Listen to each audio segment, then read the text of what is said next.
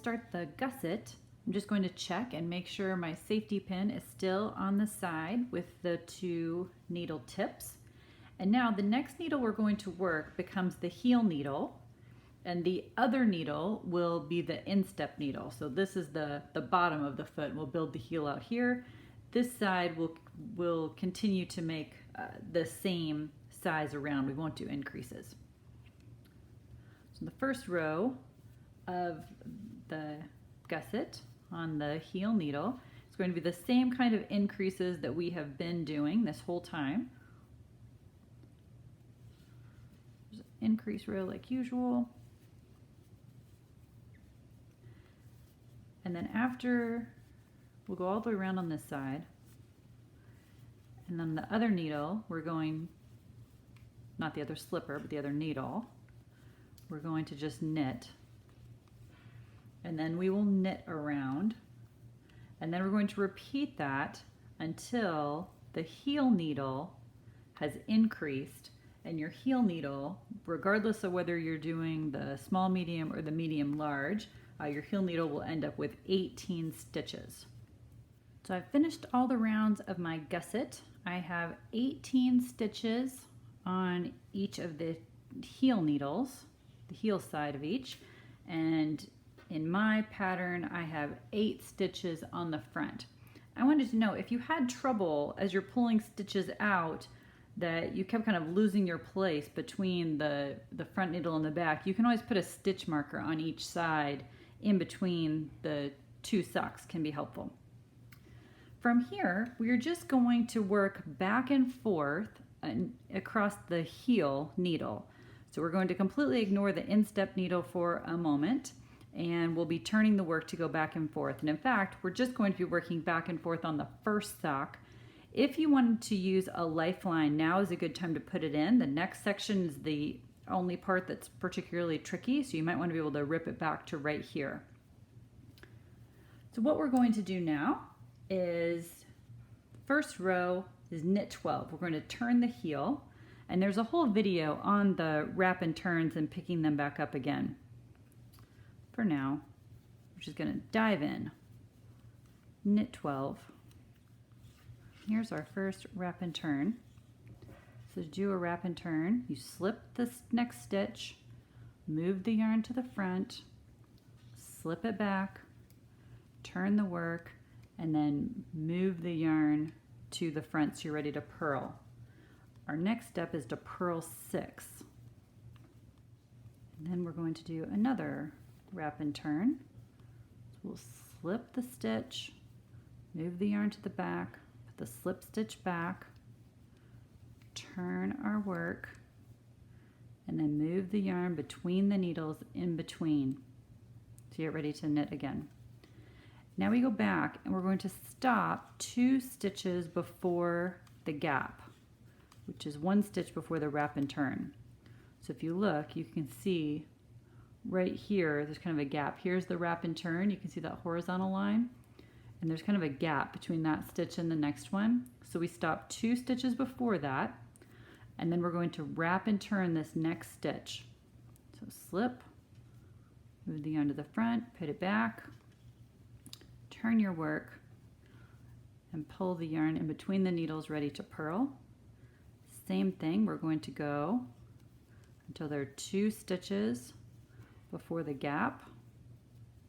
And again, you can check and see, here's my gap, here's the wrap stitch, so we're going to stop before this stitch.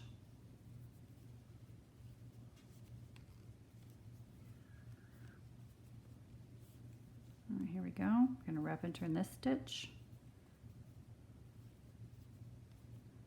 Turn our work. Move the yarn back to knit.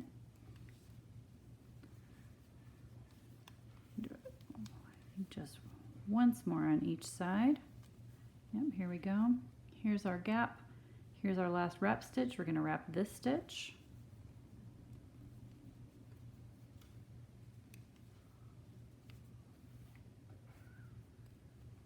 The nice thing about working with this really chunky yarn when you're first learning is that it's really easy to see what's going on. Okay, I think that feels like my gap. If I turn it over, I can see it is. I can see that stitch has been wrapped. This is my last one that needs wrapped.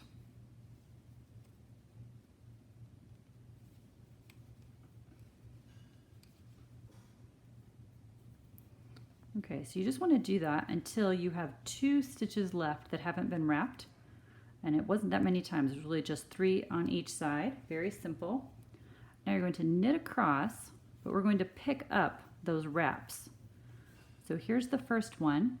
I'm on the knit side, so I'm going to slip that stitch over for a minute and pick up the wrap on my left needle, then put my slip stitch back on my left needle so I can knit those 2 together. You can see it just kind of makes it invisible.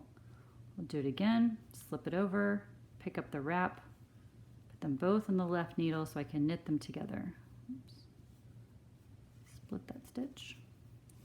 And there's one more to do. You're just going to keep doing that until you've reached the last wrap and turn. When you're done, you stop. There should be 5 stitches left on the left-hand needle. We're going to turn again. Okay, now we turn the work and we're going to slip the first stitch and purl across until we reach our first wrap and turn on the other side.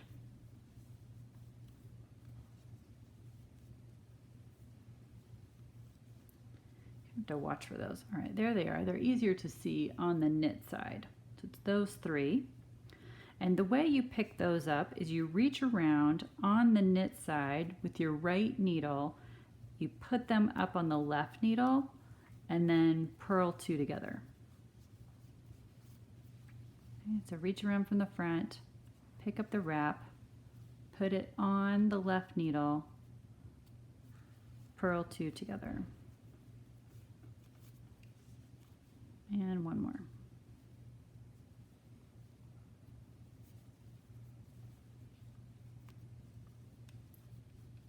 Okay, so at this point you should have 5 stitches left on your left-hand needle. Okay, total there will be 18 stitches on the 2 heel needles added together. Now we're moving into the faux heel, and we're going to create the part that goes up the back of your ankle. So first we slip 1, and then we knit until we have 1 stitch left before the visible gap. So you'll see there's a big gap right here. So we're going to go to 1 stitch before the gap.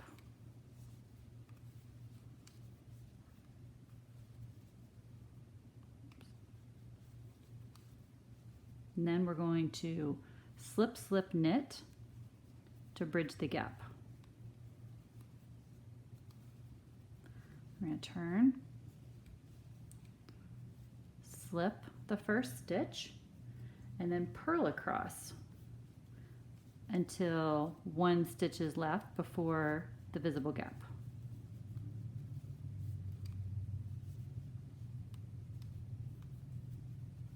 Okay. 2 more. There we go. So there's our big gap, and we're going to purl 2 together. Turn. I'm going to slip the stitch. We're going to keep repeating. Go across until 1 stitch left before the gap.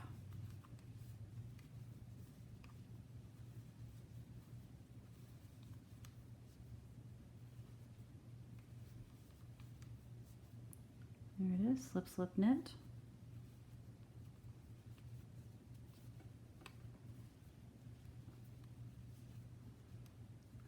Slip the first stitch.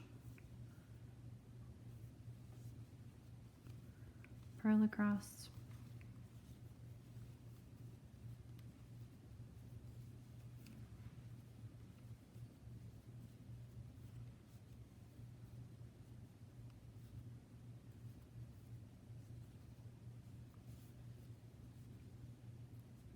There's our gap.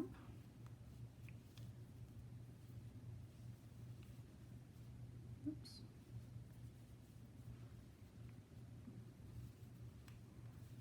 Just continue this way until when you're on the knit side, you only have one stitch left after you have completed your slip, slip, knit.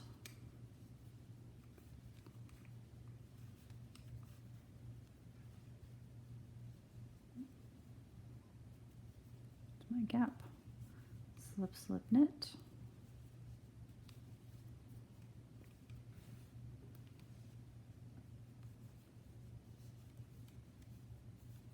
All right, this will be our last purl across.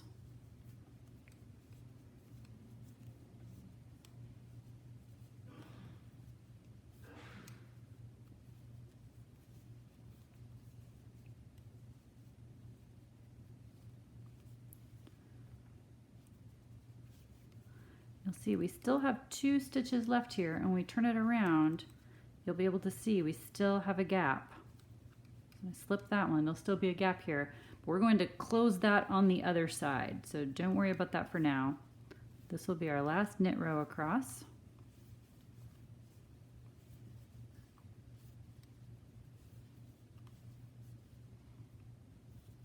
Here we are, the last gap. 1 stitch left, which we're going to knit.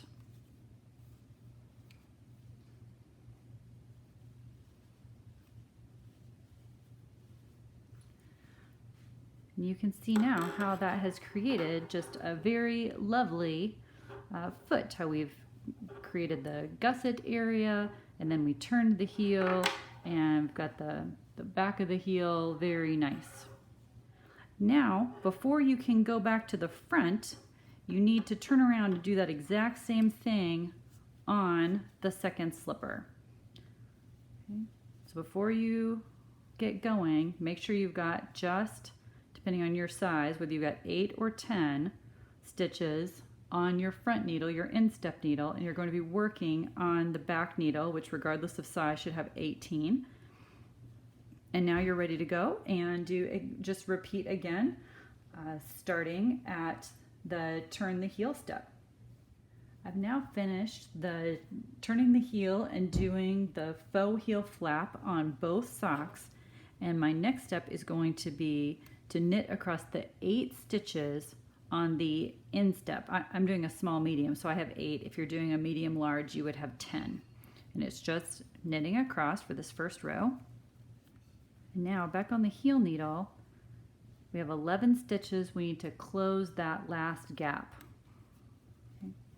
So we're going to knit the first one, and then you're going to knit the next 2 together. Now you should be down to 10 stitches on the heel needle. Remember to do the same on your second sock. Knit 1, and then knit 2 together to close the gap.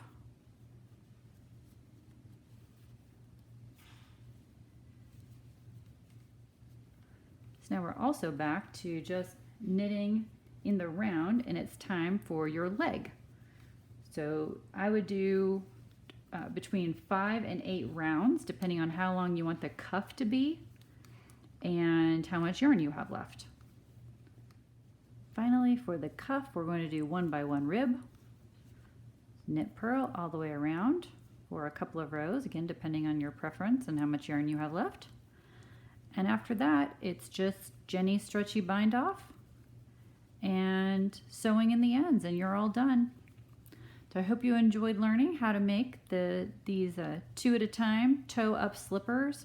As I mentioned, it's the same method for doing socks, and you can find the links to the Knit Freedom patterns on the Cushion of Joy website. Thanks so much, and happy knitting!